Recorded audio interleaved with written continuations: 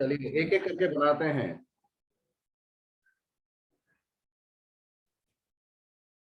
मैं कल बाजार गया, देखिए ये स्टेटमेंट है। सब्जेक्ट लेंगे पहले आई, सेकंड फॉर्म बता दिया यूज कीजिए। जाना, जाना का सेकंड फॉर्म गो, गो का मतलब जाना गो, गो का सेकंड फॉर्म होगा वेंट।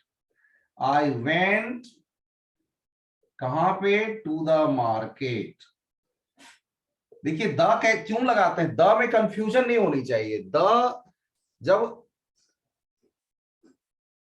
निश्चित करते हैं किसी चीज को तब द लगाते हैं। मार्केट हमारे लिए यूजुअल प्लेस नहीं है जाना, तब हम द लगाएंगे। लेकिन कोई व्यापारी दुकानदार अगर कहेगा कि हम अपना दुकान खोलने के लिए गए, तब वो द नहीं लगाएगा, क्योंकि यूजुअल प्लेस है। वैसे ही जैसे स्कूल के लिए होता है, स्कूल आपका यूजुअल प्लेस है तो आप द नहीं लगाते हो। लेकिन वहीं पे अगर स्कूल आपके मम्मी पापा को जाना पड़े तो द लगाएंगे। Getting the point? Yes sir. I went to the market कल, यस्टरडे। सिंपल है। अगला देखिए, तुम कल स्कूल क्यों नहीं आए। ये देखिए क्यों भी है, नहीं भी है।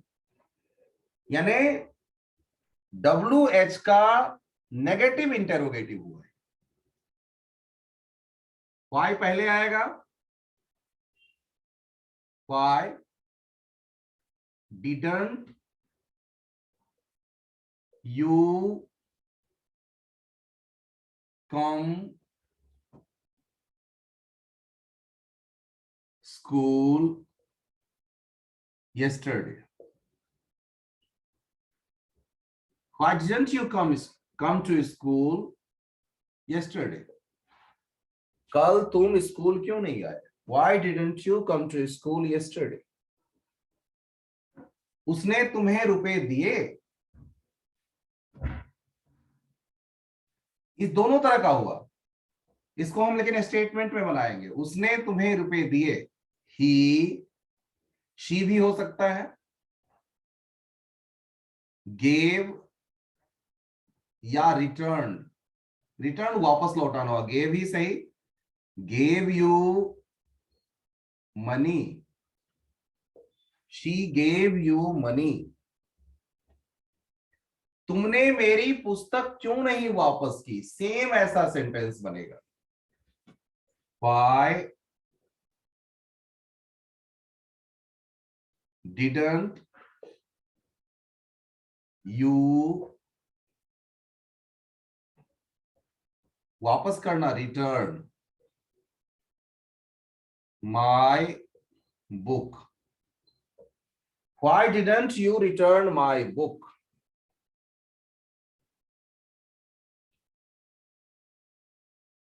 नेक्स्ट देखिए, गांधी जी चरखा काटा करते थे। Gandhi ji used to spin।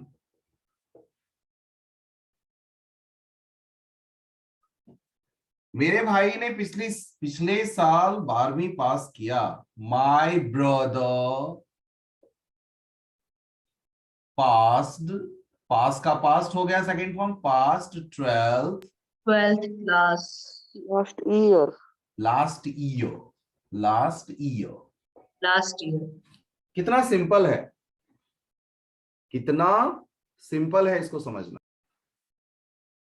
जब ऐसे शब्द आ जाए, खास करके लास्ट, एगो या यस्टरडे, तब तो आप मान के चलिए कि वहां पे सेकेंड फॉर्म ही यूज होता है। या नेगेटिव बनाने में डिड का यूज होता है, तब भी तो सेकेंड फॉर्म ही हुआ ना, डू का डिड सेकेंड फॉर्म हुआ। तो ऐसे प्रयोग किया जाता है।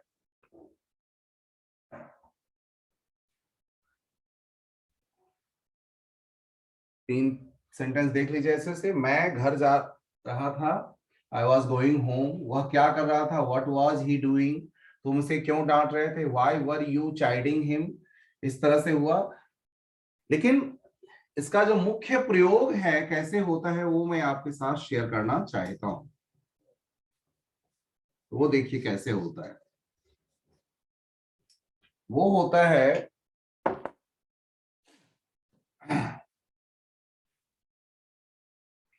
जब मैं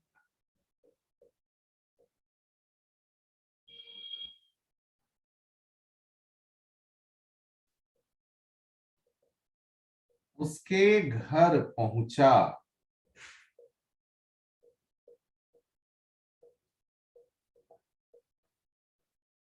वह टीवी देख रही थी।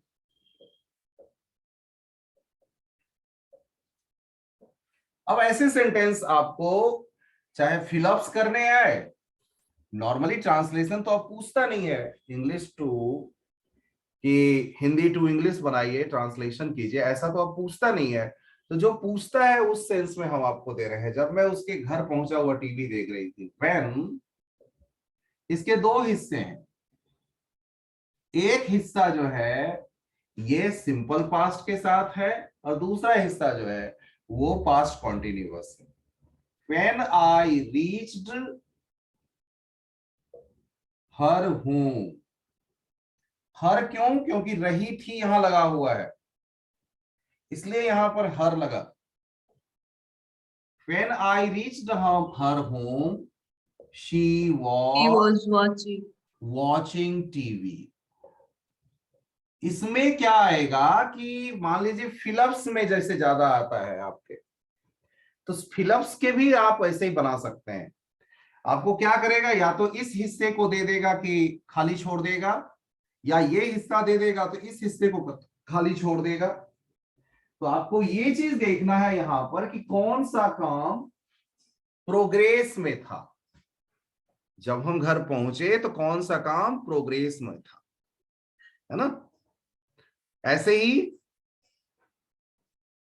जब मैं स्टेशन पहुंचा ट्रेन जा रही थी। जब मैं स्कूल पहुंचा टेस्ट शुरू हो रही थी या हो रही थी। तो ऐसे सेंस के लिए आप यूज करेंगे, ऐसे सेंस के लिए क्या यूज करेंगे, पास्ट कॉन्टिन्यूअस। याद रहेगा? याद रहेगा Yes, sir. Guys? Yes, sir. चुका था, चुकी थी भी हो सकता है, या था, ई थी, ये थे भी हो सकता है। ही या शी यहां क्लियर नहीं है, तो शी भी हो सकता है, ही भी हो सकता है। हैड दोहराना का रिवाइज्ड। शी लगाएंगे तो हर, ही लगाएंगे तो हिज लेसन।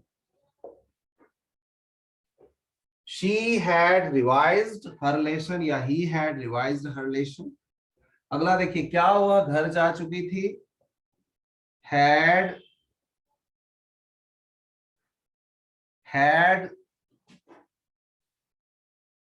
और देखिए गायब हो गए अमन खटक, धीरे धीरे करके कुछ नहीं आता है।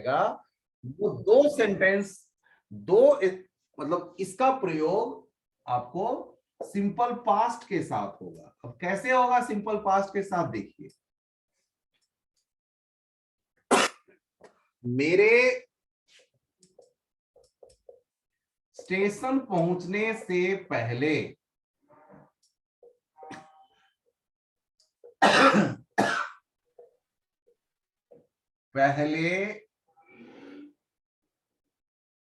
ट्रेन जा चुकी थी।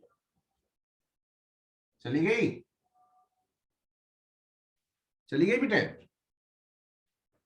अब देखिए यहां पे Yes, दो sir. दो काम हुआ है। पास्ट परफेक्ट कहां पर बनता है उसको समझिए। एक हुआ स्टेशन पहुंचना आपका, और दूसरा काम है ट्रेन का जाना। समझ रहे हैं? एक है आपका स्टेशन पहुंचना है, और दूसरा काम है ट्रेन का चले जाना। दोनों में से दोनों काम पास्ट में हुआ है। ध्यान से सुनिए, दोनों काम पास्ट में ही हुआ है। समझ रहे हैं?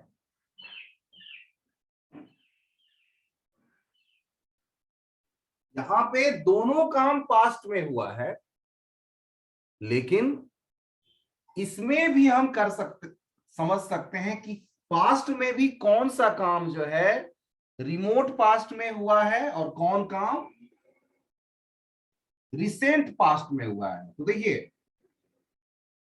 ट्रेन के जाने का काम जो है सो रिमोट पास्ट है, रिमोट पास्ट। और ये जो है मेरे स्टेशन पहुंचने का जो है वो रिसेंट पास्ट है। तो जो रिसेंट पास्ट होता है उसको हम सिंपल पास्ट में लिखते हैं,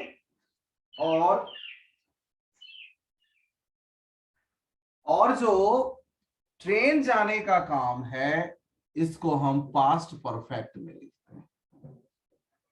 कोई दिक्कत समझने में आप लोगों को? तो अब आप बनाएंगे, नो सर। इसको पहले बनाएंगे। The train had left before, I reach हाँ, station. Before I reached the station. The station.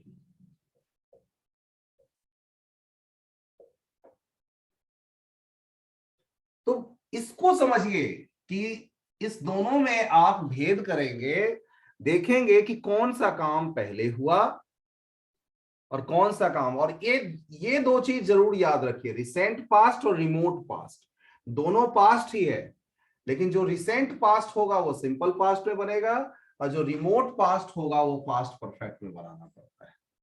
इसी तरह से ये बड़ा ही फेमस सेंटेंस है, द पेशेंट हैड, अब इसको हम थोड़ा नेगेटिव ले लेते हैं, पेशेंट हैड नॉट डाइड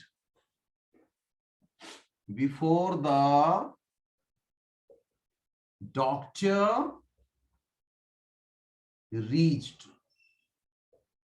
ठीक है, इसी को अगर क्वेश्चन बनाना हो तो ये पहले आ जाएगा, had the patient died before the doctor reached. क्या डॉक्टर के पहुंचने से पहले पेशेंट मर चुका था? तो इस तरीके से जवाब बनाएंगे तो मुझे पूरा विश्वास है कि आपको समझ में आएगा। मानते हैं कि नहीं? Yes, sir. Yes sir. मुझे पूरा विश्वास है कि आपके समझ में आएगा। तो ये दो चीज को जरूर याद रखिए। और एक्चुअली जब हम पास्ट के कोई भी सेंटेंस बनाते हैं तो सिंपल पास्ट का होना बहुत जरूरी